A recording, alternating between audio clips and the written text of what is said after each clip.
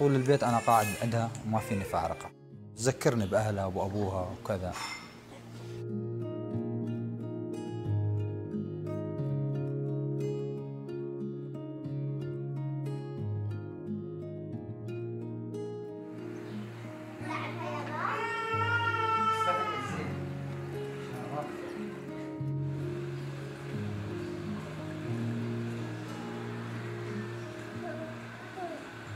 عم شيل التراب بايدي فطلع صوت. انا من الفرحه هون بلشت اصيح، قلت لهم ابو ردينا عايش، ابوها للطفله. فسبحان الله كملت انه بحفر، طلعت عفراء بايدي كان متصله بحبل السري لسه.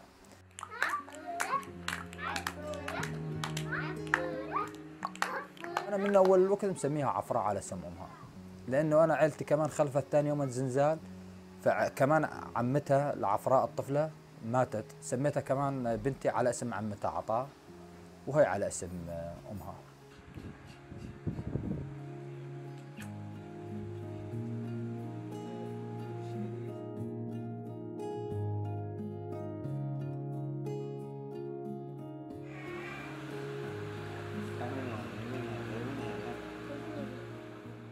تاكدوا من صله القرابه، سلمونا للطفله، فانا كان بيتي متضرر، فسكنت مخيم، ضليت حوالي الشهرين ضليت بالمخيم. وهلا بعدين انتقلنا، اخذت هذا البيت ايجار، مش يعني شوف الجو نار وكذا ما بينسكن، اخذنا البيت هذا ايجار يعني كم شهر لما ما ندبر حالنا.